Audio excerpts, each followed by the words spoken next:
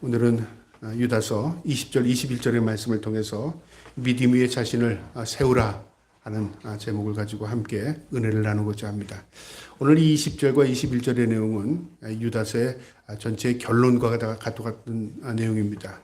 우리가 지난주에 봤듯이 이 유다는 당시의 상황을 설명하면서 이렇게 말합니다. 마지막 때라고 말합니다. 그러니까 그 당시에 핍박의 시대가 유다의 입장에서는 마지막 때라고 생각을 했죠. 오늘날 성도들은 어떻게 생각합니까? 우리가 아직 한참 남은 시대라고 생각합니까? 오늘날 우리 성도들도 마찬가지입니다. 마지막 때 같은 모습이 얼마나 많은지 몰라요. 이 마지막 때 현상들이 그대로 일어나고 있죠. 그래서 마태복음 24장에 일어나는 그 예수님께서 말씀하셨던 마지막 때 징조들이 하나도 빠짐없이 다 일어납니다. 기근과 지진, 난리의 소식, 전쟁의 소식, 사람이 서로 미워하고 사랑이 식어지고 이런 모든 증거들이 마지막 때의 징조들이랍니다. 그러니까 우리가 오늘날 쉽게 이런 소식들을 하루도 빠짐없이 듣고 있습니다. 서로 미워하고 시기하고 분열되고 전쟁의 소식, 기근의 소식, 자연재해의 소식들을 우리가 끊임없이 듣습니다.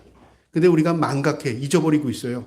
무엇에 대한 우리가 기억을 잊어버리냐면요. 설마 마지막이 오겠느냐. 지금까지도 많은 사람들이 잘 먹고 잘 살았는데 과학이 문명이 발전하고 모든 것들이 좋아지는데 그래도 마지막은 아닐 거라고 그냥 막연한 기대감을 갖고 사는 사람들이 의외로 많습니다. 그런데 성경은요. 우리가 마지막 때라고 말합니다. 마지막의 시점을 성경적으로 언제로 보냐면 예수님이 이 땅에 오신 그 순간부터 마지막입니다. 그러니까 주님이 마지막 때에 우리를 구원하기 위해서 육신의 몸을 입고 이 땅에 오셨습니다. 초림 예수죠. 그게 마지막 시작입니다.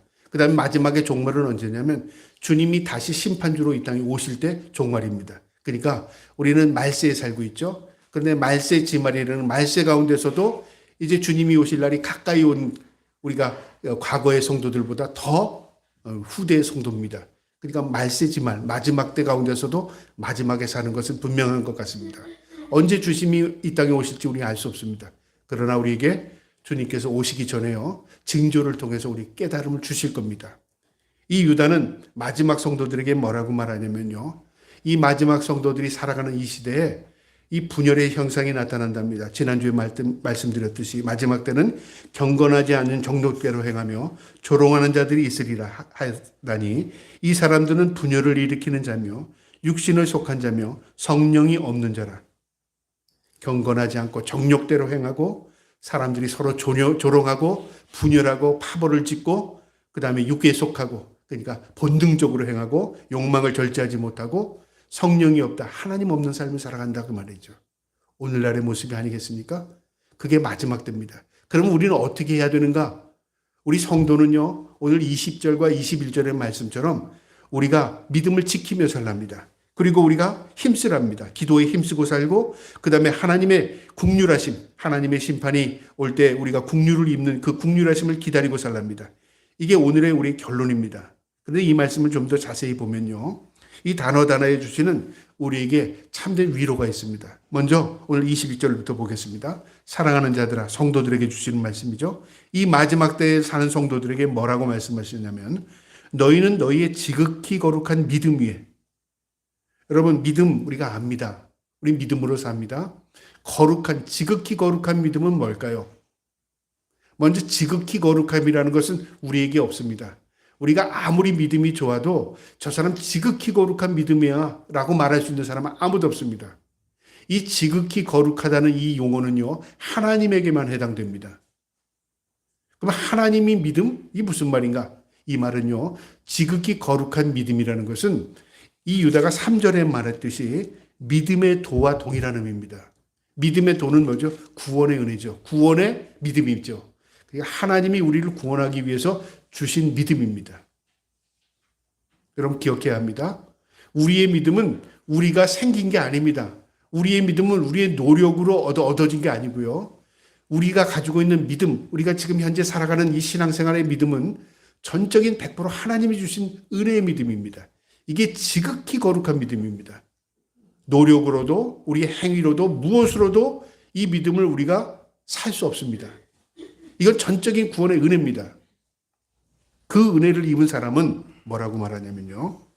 자신을 세우며 성령으로 기도하며 하나님의 사랑 안에서 자신을 지키며 영생에 이르도록 우리 주 예수 그리스도의 국류를 기다리며 세우고 기도하고 지키고 국류를 기다리랍니다. 자, 하나님의 구원의 은혜를 입은 사람은 그거면 다 된 것 같지 않아요? 내가 구원받을 은혜를 입었어. 그럼 끝났다고 생각하죠. 의외로 믿는 사람이 그렇게 생각하는 사람이 많아요. 그런데 구원의 은혜는 하나님이 100% 우리에게 은혜를 베푼 겁니다. 우리가 할 수 있는 게 아무것도 없어요. 그런데 우리가 하는 게 있어요. 우리의 믿음을 보존하고 지키는 일입니다. 우리가 그 믿음을 세워가는 겁니다. 우리가 끊임없이 하나님과 교제하기 위해서 기도해야 하는 것입니다. 그리고 그 하나님의 국류를 기다리는 겁니다. 이게 우리의 역할입니다. 그래서 구원은요, 어떻게 이루어지냐면 구원의 역사가 있습니다. 구원의 역사. 구원의 역사. 이게 무슨 말이냐면요.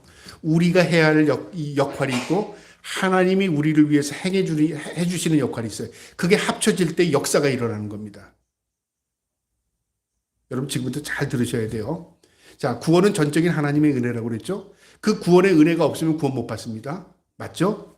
그 다음에 구원의 은혜가 있다면 모두 다 구원받을까요? 내게로 오라. 내가 너희를 구원하리라. 하나님께서 우리를 부르셨습니다. 그런데 그 부르심에 응답하지 않으면 구원 받을 수 있습니까? 못 받습니다. 우리 집으로 들어와. 우리 집에 들어오면 내가 맛있는 거 해줄게. 그런데 그 집에 안 들어가요. 맛있는 거 못 먹는 거죠? 오늘날 이 분열의 시대에 살고 있습니다. 또 배도의 시대라고 말합니다. 사람들이 자꾸만 분열되고요, 마음이. 한 가정에서도 부부가 분열되고, 부모와 자식 간의 사고도 분열되고, 그 다음 믿음 안에서도 교회들이 많이 분열되고요. 그 다음에 사상도 분열되고, 정치도 분열되고, 다 분열됩니다. 이 모든 뒤의 역할은 누가 할까요? 사단입니다, 사단. 사단은 먼저 하나님과 우리의 관계를 단절시키기 위해서요, 죄라는 걸 투입시켰습니다. 우리 인간이 죄를 지면 분열됩니다. 예를 두 사람도요, 한 사람은 선하게 사는 사람이 있고 악하게 사는 사람이 친구 맺을 수 있을까요? 사고가 안 맞아서 친구가 될 수 없습니다. 분열될 수밖에 없어요. 그래서 우리 말로 끼리끼리라는 말이 있잖아요. 끼리끼리 뭉칠 수밖에 없는 겁니다. 생각이 다른 사람하고는 함께 할 수 없는 거죠. 그래서 분열이 많아지는 겁니다. 배교라는 게 뭐죠? 하나님을 거역하는 걸 배교라고 말하죠. 사단이 하나님과 우리의 관계를 단절시키기 위해서 죄라는 것을 우리에게 짓게 합니다. 그게 배교입니다. 우상을 섬기게 하고 하나님께 등 돌리게 하고 하나님의 은혜를 망각하게 만드는 거죠. 그게 배교입니다. 오늘날 우리가 그런 시대에 사는 겁니다. 배교의 시대, 분열의 시대에 삽니다. 그래서 유다가 마지막 때에 너희는 세상은 지금 분열되고 있어. 세상은 지금 정욕대로 살고 있어. 세상은 성령이 없이 하나님 없이 살고 있어. 그러나 사랑하는 자들아, 너희는 지극히 거룩한 믿음, 하나님이 주신 은혜 가운데 어떻게 살아야 되냐면 자신을 세우며 성령으로 기도하며 살라 그 말이죠. 자, 자신을 세운다. 이 세운다는 단어는 건축한다는 말입니다. 건축. 우리가 건축한다, 세운다 동일한 말입니다. 야, 저기 건물이 세워졌어. 건축됐다는 말이잖아요. 그 우리의 믿음을 어떻게 세우라고요? 믿음의 반석 위에 세우는 겁니다. 반석은 누구죠? 예수 그리스도입니다. 그러니까 예수 그리스도의 기초 위에 우리의 믿음을 세우는 겁니다. 다른 데 세우면 무너집니다. 예를 들어 사상 위에 내 믿음을 세울 수 없고요. 정치적인 색깔 위에 내 믿음을 세울 수 없고요. 그 다음에 내가 좋아하는 곳에 믿음을 세울 수 없습니다. 말은 믿음인 것 같지만 그 믿음이 아닙니다. 믿음은 예수 그리스도 위에 있어요. 말씀 위에 세워질 때 우리가 온전한 믿음으로 살아갈 수 있는 것입니다. 우리가 오늘날요, 온전한 믿음으로 살지 못하면 결국 우리도 모르게 분열됩니다. 그래서 오늘날 교회들이 많이 분열되는 건 뭐냐면 우리의 생각이 앞서기 때문에 분열되는 겁니다. 하나님 말씀에 다 자복하고 하나님 말씀에 다 순종하고 하나님 뜻대로 우리가 살아가면 교회는 분열될 게 없습니다. 그래서 이 교회의 머리는 누구죠? 목사입니까? 예수 그리스도입니다. 목사는 뭘까요? 말씀을 전하는 성도입니다. 그거를 그냥 목양한다 해서 목사라고 말하는 거지. 목사 하나님 다음에 예수님 다음에 목사, 그 다음에 장로 그렇게 생각합니까? 우리가 무의식 주관 가운데 그런 생각을 가지고 있다는 거죠. 아닙니다. 하나님께서 교회를 세우셨는데 예수 그리스도의 그 교회를 예수 그리스도를 머리로 세우신 겁니다. 그 교회는 예수 그리스도 머리입니다. 그 다음에 지체로 우리 누구는 눈의 역할, 누구는 귀의 역할, 손의 역할, 발의 역할. 역할이 다를 뿐입니다. 역할을 행하는 겁니다. 그럼 우리가 이 땅에서 교회를 세우면 우리 천국 갑니까? 그게 아닙니다. 교회는 우리의 신앙을 보존하는 장소입니다. 우리가 서로 믿음으로 교제하면서 교회가 보존될 때 우리의 믿음이 세워지는 것입니다. 그러나 궁극적인 목적은 교회가 아니라 그 말이죠. 지난주에 말씀드렸듯이 궁극적인 목적은 하나님의 나라입니다. 우리가 하나님의 나라에 들어갈 때 완성이 됩니다. 우리가 성화, 점점 성장하는 거죠. 그러나 영광스러워지는 것은 우리 이 땅에 없습니다. 그러나 하나님 앞에 설 때 우리가 영광일세, 내가 누릴 영광일세, 천국에 있습니다. 그런 의미입니다. 그래서 구원은 하나님의 섭리 가운데 우리가 믿음의 삶으로 우리가 우리 자신을 지켜가는 겁니다. 그러니까 내가 해야 할 역할이 있고, 그 다음에 하나님이 하시는 역할이 있어요. 이걸 좀 더 어떻게 좀 설명할까 생각하다가 제가 이런 생각이 들더라고요. 어느 유명한 음식점에 이제 한 번은 갔는데 그냥 기다린 겁니다. 줄을 쭉 섰으니까 기다렸어요. 제 차례가 돼서 갔더니 못 들어갑니다 그러는 거예요. 왜 못 들어가나요? 줄 서서 들어왔는데 그때 예약제입니다. 예약을 해야 되나요? 예. 내가 아무리 몇 시간을 줄을 섰어도 예약하지 않으면 못 들어가는 거죠. 어떤 사람 당당히 들어갑니다. 늦게 왔는데 쑥쑥 들어가요. 저 사람들은 왜 들어가죠? 예약된 손님입니다. 예약은 누가 해주셨어요? 우리가 천국 들어가는 게 그렇습니다. 하나님께서 우리에게 천국이라는 그 은혜를 우리에게 구원의 은혜를 베푸셨어요. 지극히 거룩한 믿음으로 우리에게 초청하신 겁니다. 그러면 우리는 그 믿음, 하나님의 약속을 믿고 그 천국으로 들어가면 됩니다. 그게 행함입니다. 그런데, 나는 구원받아서 그러고 천국에 들어갈 마음이 없어요. 나는 구원받았어 그러고선 세상 가운데 허우적거리고 살아요. 그러면 어떻게 되죠? 하나님의 초청 가운데 우리가 초대받았으나 그 초청을 무시해버린 게 되는 겁니다.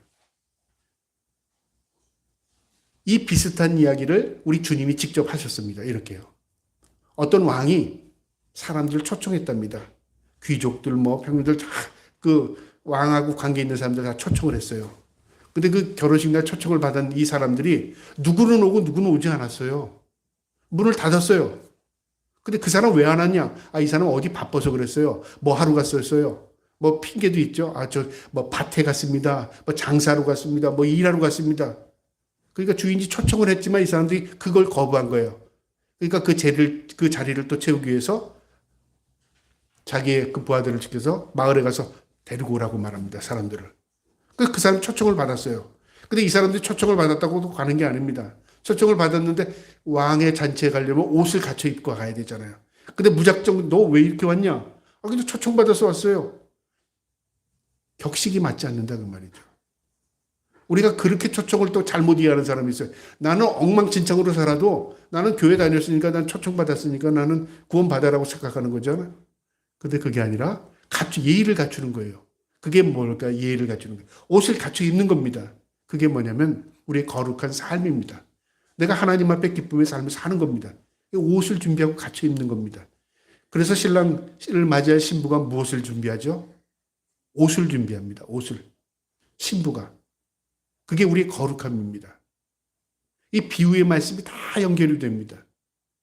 그래서 유다는 처음에요. 무엇에 대한 이야기를 했냐면 이 구원에 관해서 이야기하려고 했답니다. 3절에요. 구원은 전적인 구원의 섭리죠. 하나님의 주신 은혜에 대해서 우리에게 지금 이야기하려고 했는데 시급한 거예요. 마지막 때예요. 그래서 뭐에 대해서 이야기하기로 바꿨다고 그랬죠? 믿음의 도에 관해서 힘써 싸우라고 이야기를 바꾼답니다. 그 믿음에 힘써 싸우는 게 우리의 역할이죠. 우리가 하나님 앞에 구원받은 백성으로서 싸워야 할 게 있다 그 말이죠. 우리가 행해야 할 게 있다 그 말입니다. 구원은 하나님의 전적인 100% 은혜지만 우리가 무작정 그 은혜 있다고 우리가 무작정 가는 게 아니라 우리가 준비해야 될 게 있다고 말이죠. 그게 뭐냐면 믿음이 보존되는 겁니다. 지켜지는 겁니다. 세워져 가는 겁니다. 그냥 믿음이 가만히 있다고 지켜지는 것 같으면요. 너 신앙생활 해라. 너 믿음 지켜라는 말 없을 겁니다. 우리 주님께서요. 십자가 지시기 전에 제자들을 위해서 기도하는 내용이 요한복음 17장에 있는데요. 한 장 자체가 다 주님께서 제자들을 위해서 기도하는 내용입니다. 거기를 보면요. 지켜달라는 이야기가 반복해서 나옵니다. 보존입니다. 보존해 주십시오. 이게 지켜달라는 얘기인데요. 제가 한번 그 말씀을 읽어드릴게요. 요한복음 17장을 보면요. 17장 전체가 우리 주님의 기도입니다. 어디도 이렇게 긴 기도가 없습니다. 주님의 기도요. 그런데 17장 11절에 보면 주님의 기도 중반에 이렇게 나옵니다. 나는 세상에 더 있지 아니하오나 그들은 세상에 있사옵고 나는 아버지께로 가오니 거룩하신 아버지여 내게 주신 아버지의 이름으로 그들을 보존하사 지켜달라는 겁니다. 우리와 같이 그들도 하나 되게 하옵소서. 그러니까 믿음으로 공동체 되게 분열되지 않게 해달라는 겁니다. 하나님께서 그걸 주님께서 기도하십니다. 내가 그들과 함께 있을 때 내게 주신 아버지의 이름으로 그들을 보존하고 또 보존이 또 나오죠. 지켜달라는 겁니다. 보존하고 지키었나이다. 그들 중에 하나도 멸망하지 않고 다만 멸망의 자식뿐이오니 이는 성경을 응하게 하려 하십니다. 여러분 이 말씀 굉장히 의미 있는 이야기입니다. 보존하게 해달라고 말한다면 뭐라고 말하냐면 그 중에 하나도 멸망하지 않고 다 멸망의 자식뿐이오니 멸망당할 자가 이미 있습니다. 그리고 하나님께서 멸망당할 자 하지 않을 자를 하나님 지켜달랍니다. 지키지 않으면 그들도 멸망의 구렁텅이에 빠지기 때문에 그렇습니다. 하나님께서 지켜달라고 기도하는 겁니다. 14절 중반전에요. 내가 세상에 속하지 아니함 같이 그들도 세상에 속하지 아니함으로 이남이니이다. 소속이 다르다 그 말이죠. 우리가 하나님 앞에 구원의 백성으로서 소속이 달라지는 겁니다. 여러분 국적이라는 게 있죠. 국적. 내가 어느 나라 사람이냐 국적에 따라 달라요.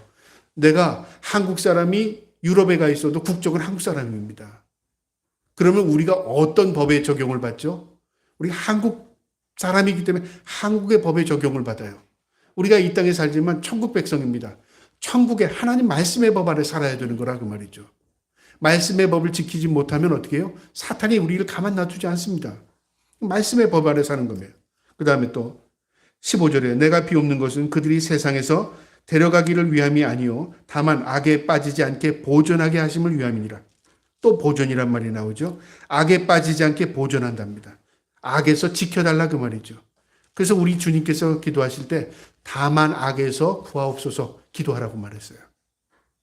우리가 하나님 배불리 살게 해주세요. 명예를 갖게 해주세요. 부자 되게 해주세요. 건강하게 해주세요. 물론 기도하지 말라는 게 아니라 주님께서 우리에게 가르쳐준 기도는 다만 악에서 구원해달라고. 우리를 악에서 보존해달라고 말이죠. 이게 하나님께서 우리를 구원의 백성 삼으시고 우리를 구원의 길로 인도하시기 위한 것입니다.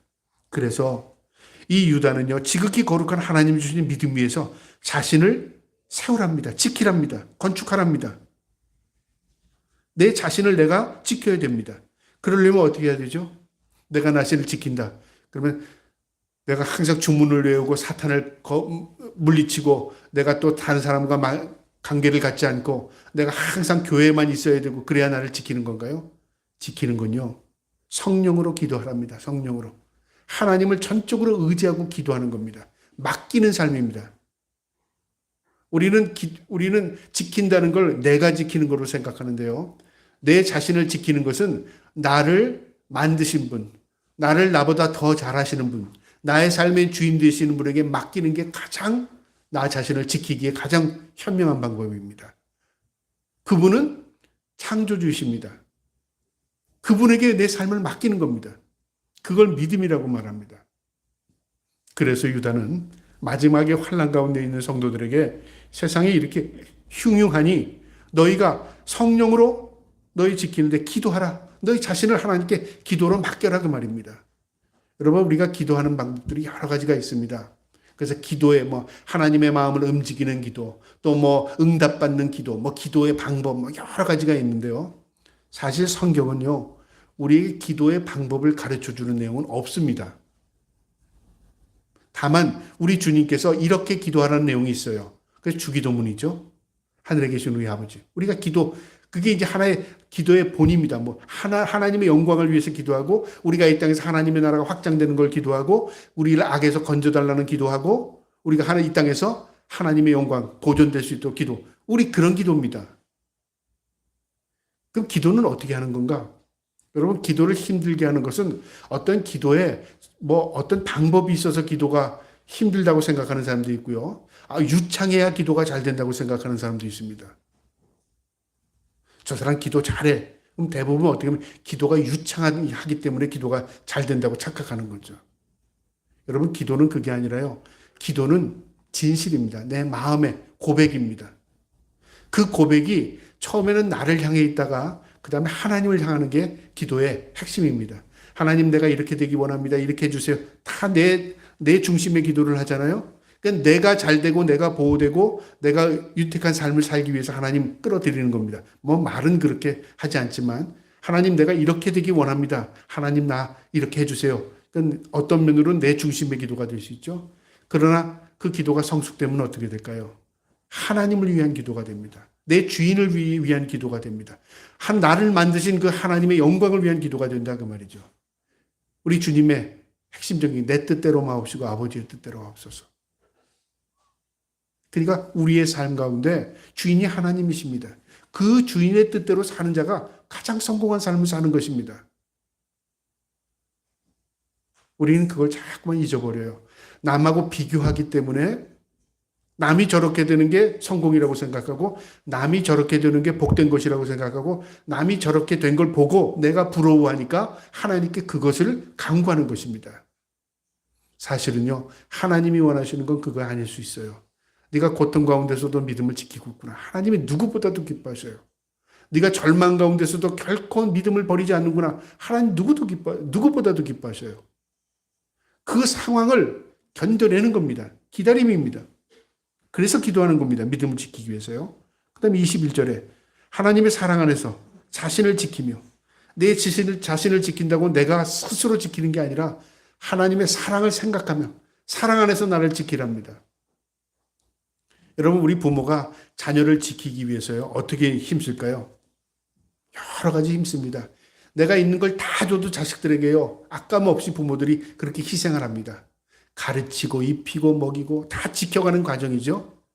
근데 그 지키는 게 노력이 아무 수포가 돌아갈 때 힘이 빠집니다. 내가 한 게 이건데 아무것도 되는 게 없어요. 그러면 어떻게 절망하잖아요. 저 사람 자녀는 왜 저렇게 잘 됐지? 물론 이게 잘 되고 못 되고의 차이는요, 우리 주관적인 관점입니다. 하나님의 관점은 전혀 아닙니다. 그러나 어쨌든 우리는 내 뜻대로 자녀가 잘 될 때 잘 됐다고 생각하고 또 다른 사람이 부러워할 때 잘 됐다고 생각합니다. 근데 하나님은 그렇게 생각하지 않으셔요. 그러니까 우리는 지키는 걸 항상 주관적으로 생각합니다. 그런데요, 여기 보니까 하나님의 사랑 안에서 자신을 지키랍니다. 그 사랑이 뭐냐면요, 내가 어떤 존재를 깨닫고 내 자신을 지키는 거예요. 여러분, 아이들이요, 사랑을 먹고 자란다고 하잖아요. 사랑을 많이 받으면 어떻게 되냐면요, 남에게 사랑을 줄 줄 아는 아이가 됩니다. 내가 어떤 걸 주면은요, 내가 부모에게 받거나 사랑을 많이 받은 아이는 남에게 주는 게 쉬워요. 근데 어떤 아이는 받아보질 못하는 애는요, 움켜쥡니다. 주질 못해요. 그러면 엄마가 이렇게 가르쳐요. 야, 친구도 논아줘 그렇게 하잖아요. 그럼 그때부터 배우는 겁니다. 아, 내가 많이 받으니까 주면 또 엄마가 날 주는구나. 그걸 통해서 배워가는 겁니다. 근데 우리 인간의 본능은 움켜쥡니다.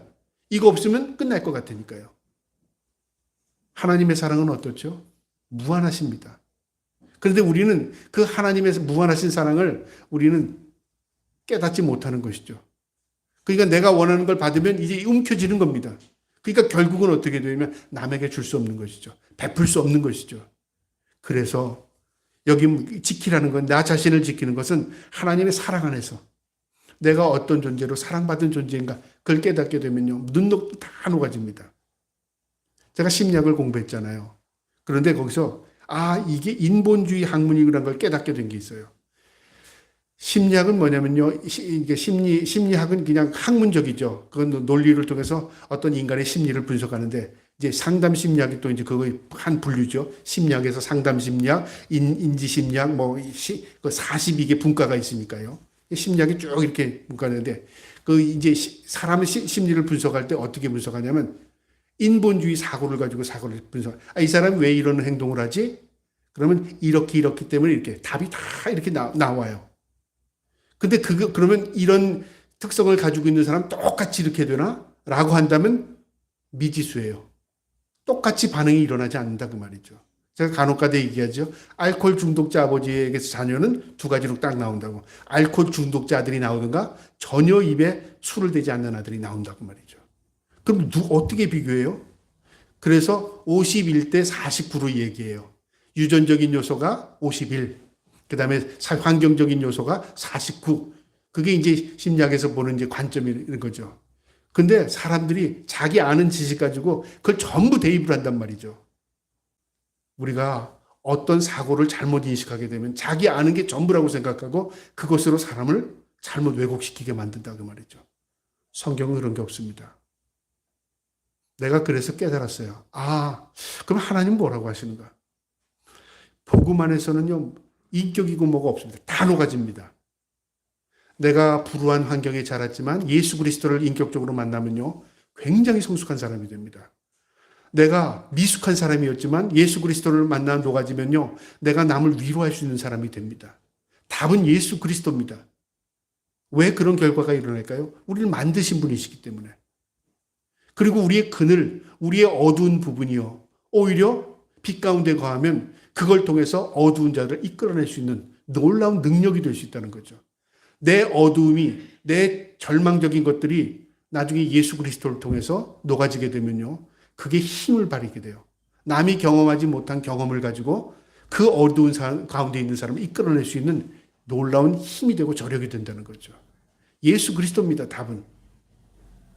그래서 우리 인간이 얄팍한 작은 지식 가지고 사람을 평가하고 하나님이 어떻다 말하고 세상이 어떻다 말하는 것은요, 다 어리석은 겁니다. 우리가 세상에 되어지는 일을 가지고 앞으로 어떻게 될 것이다, 예측은 할 수 있어요. 근데 그게 마치 예언같이 답이 될 수 있습니까? 없습니다. 성경은요, 하나님께서 말씀하신 말씀이요, 1.1획도 땅에 떨어지지 그대로 됐습니다. 하나님께서 이스라엘 백성에게 경고하신 메시지가 이스라엘 백성들이 거부했을 때 그대로 임했습니다. 1.1획도 틀림없이 됐습니다. 이루어졌고, 과거의 구약 성경은 모두 이루어졌습니다. 예수님 당시의 모든 것이 이루어지는 과정이 있었고 우리는 그 이루어진 사실을 보고 있습니다. 마지막 한 권 남았죠. 요한계시록의 마지막 일어날 일들은 이제 우리가 살아가면서 경험되어질 것이고 앞으로 언젠가는 그것이 이루어질 것입니다. 하나님의 말씀은 틀림없어요. 우리를 지키는 것이 우리 자신이 아니라 믿음 위에 지키는 것입니다. 그럼 어떻게 해야 된다고요? 내 삶을 하나님께 믿음으로 맡기고 어려움이 힘들 때마다 하나님께 기도하고 기도했으면 또 맡기는 겁니다. 그것이 하나님께 우리가 온전히 구속당한 인생으로서 살아가는 것입니다.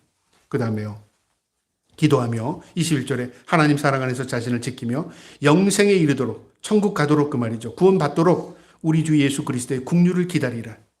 국률 가운데 가장 큰 국률이 뭐죠? 구원의 은혜죠. 그 구원의 은혜를 어떻게 하라고요? 기다리랍니다. 여러분, 성경은 기다리랍니다. 사랑도 기다리고 성령의 은사도 기다림입니다. 기다림, 오래 참음이요, 은사입니다. 은혜입니다. 그래서 아이들의 성품을 볼 때도 기다릴 줄 아는 아이와 기다리지 못하는 아이의 미래를 예측하면요, 기다릴 줄 아는 아이들은 성공률이 높답니다. 기다리지 못하고 초급한 아이들은 뭔가 이루는 것 같아도 금방 쏟아버리기 쉽답니다. 그러니까 모든 것들이 기다리는 겁니다. 공부도 인내잖아, 기다리는 거잖아요. 다 기다리는 겁니다. 우리의 믿음의 핵심도 기다림입니다. 무엇을요? 우리 주님이 개입하실 때까지 기다리는 겁니다. 그래서 때로는요, 우리가 하는 것, 믿음이고 뭘 하면 다 행하고 하는 것으로만 생각하는데요, 아무것도 하지 않는 것도 그것도 하나님의 뜻일 수 있어요. 가만히 눈만 멀뚱멀뚱 하는 게 아니라 아무것도 하지 않는다는 것은 내가 할 수 없음을 자백하고 하나님께 맡기는 겁니다. 그게 기다림입니다. 뭔가 막 발버둥 쳐야 내가 믿음 생활하는 것 같고, 열심을 내야 믿음 생활하는 것 같고, 뭔가를 행해야 믿음 생활하는 것 같아요. 저 사람이 10시간 기도하는데 내가 응답 받으려면 수십 시간 기도해야지. 저 사람 뭐 하는데 나 해야지. 경쟁심으로 믿음 생활을 하게 만듭니다. 오늘날 기독교가 타락한 게 일을 안 해서 타락한 게 아닙니다. 일을 너무 많이 했는데 잘못된 가는 가고 있어요. 유명한 목사님들이 오늘날 정치에 얼마나 많이 개입했고 정치가들이 얼마나 목사들을 휘젓는지 몰라요. 정치와 종교가 결탁되는 건 나라가 망할 일입니다. 정치와 종교가 함께 같이 가면요, 뭐가 되냐면요, 교회는 타락합니다. 우리가 생각하기에 열심히 있으면 뭔가 굉장한 것 같잖아요. 잘못된 열심은 그렇다는 거죠. 또 때로는 우리가 내려놓을 때 있어요. 모든 걸 내려놓고 조용히 있은 것. 기도는 그래서 하나님께 우리의 마음과 우리의 모든 호소도 기도지만요, 하나님의 뜻을 구하는 것도 기도예요. 그래서 기도는 듣고 답하는 거. 대화도 그렇잖아요. 내가 말했으면 그 상대방의 이야기를 듣는 겁니다. 들을 때 어떻게 해야 되죠? 내가 입을 다물어야 합니다. 조용히 해야 됩니다. 하나님께 초점을 맞춰야 됩니다. 그리고 묵상해야 됩니다. 그리고 어떻게 해요? 시대를 좀 더 멀리 바라봐야 됩니다. 그래야 하나님의 음성이 들려와요. 하나님의 뜻을 구하는 겁니다. 여러분, 오늘날 우리가 그런 시대에 삽니다. 우리가 진짜 혼탁한 시대에 삽니다. 오늘 이 말씀처럼 우리가 예수 그리스도의 국류를 기다릴 때가 아닌가 생각합니다. 주님, 이 나라의 은혜와 국류를 베풀어 주시옵소서. 한국교회의 국류를 베풀어 주시옵소서. 우리의 믿음의 은혜와 국류를 베풀어 주셔서 옳은 길 가게 하여 주시옵소서. 주님의 국률과 은혜가 없다면 우리는 올바른 믿음으로 살 수 없고 우리는 천국 갈 수 없는 자들임을 고백합니다. 오늘 이 말씀 가운데 우리의 마음에 새길 말씀, 우리가 항상 깨어있되 우리의 믿음을 지켜나가되 우리가 하나님 성령님께 우리가 기도하며 우리의 모든 삶을 맡기고요. 그 다음에 우리가 또 주님의 말씀대로 실천하며 살면서 주님의 은혜와 국류를 기다리며 기도할 수 있는 저와 여러분 되기를 주님의 이름으로 축복합니다. 아멘.